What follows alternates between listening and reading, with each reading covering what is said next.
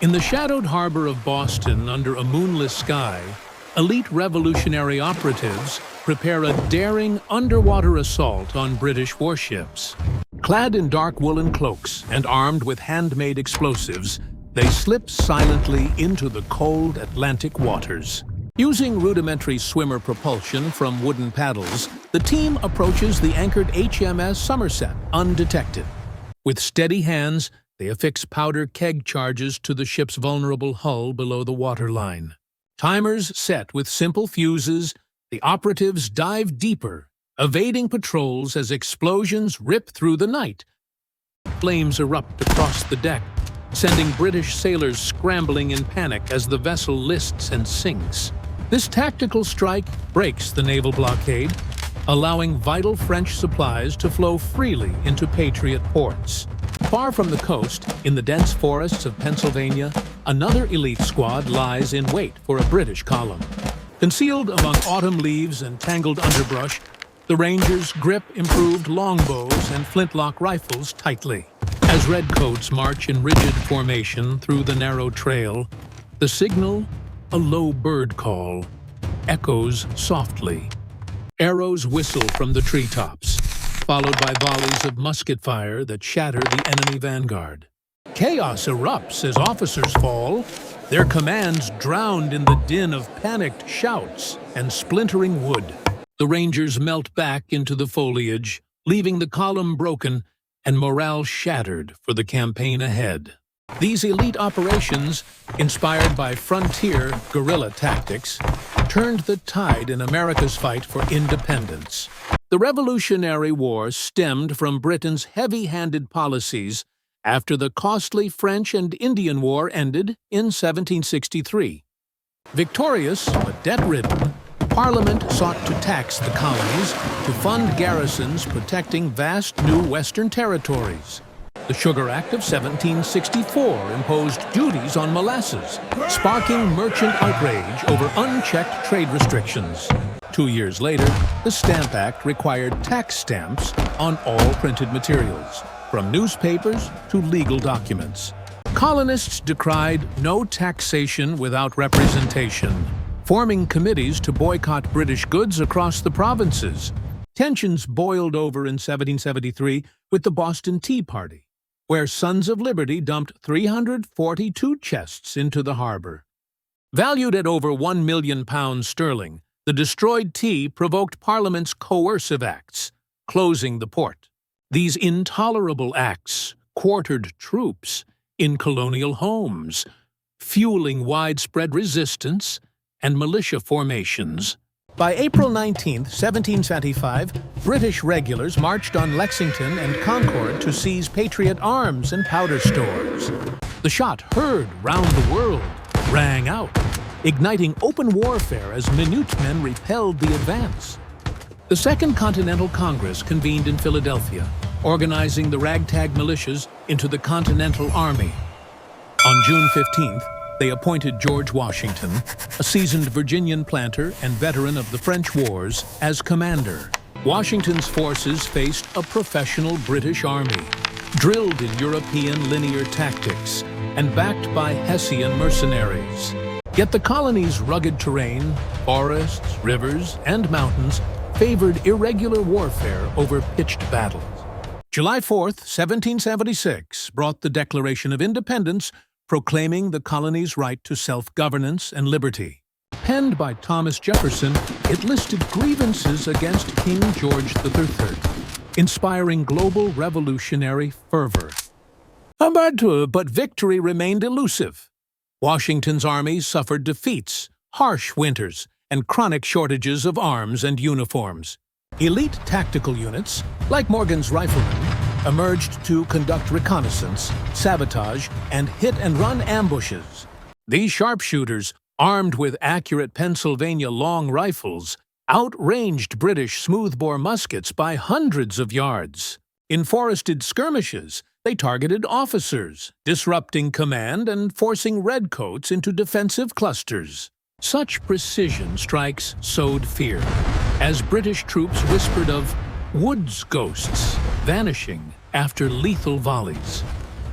naval blockades strangled colonial trade, preventing imports of gunpowder and halting exports of tobacco and indigo.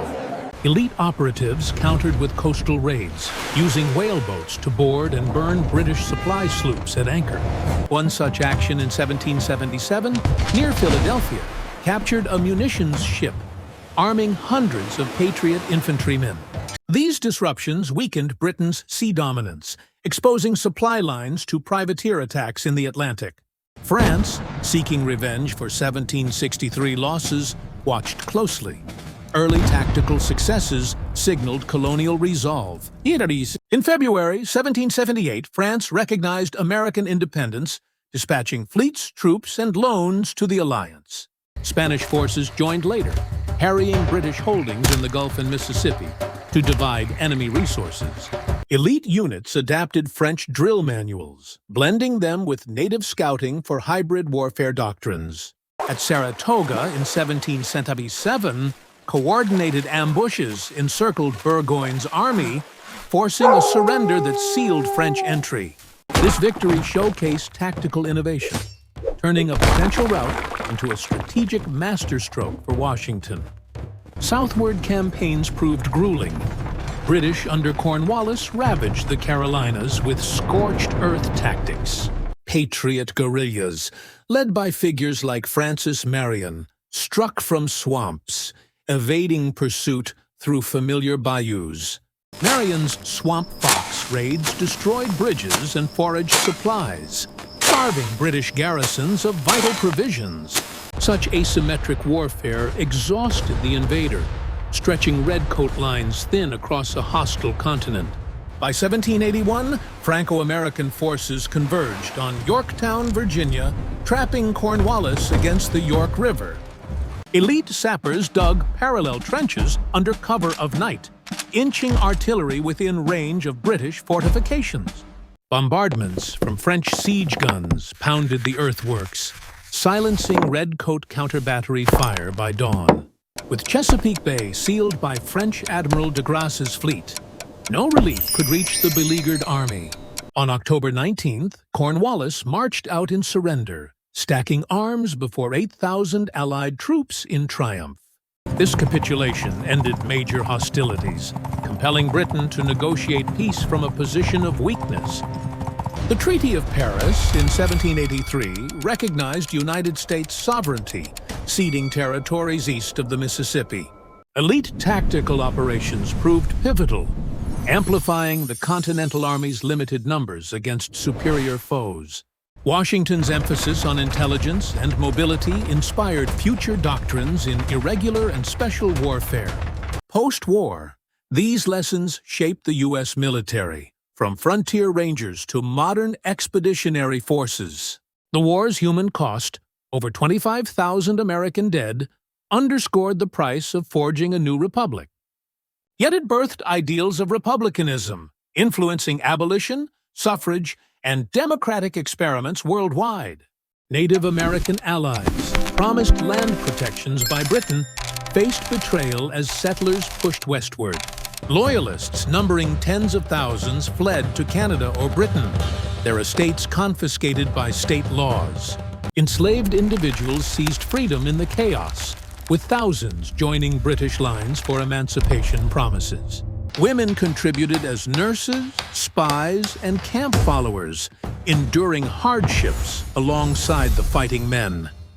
Financially, the war saddled the young nation with debts exceeding $40 million in continental currency.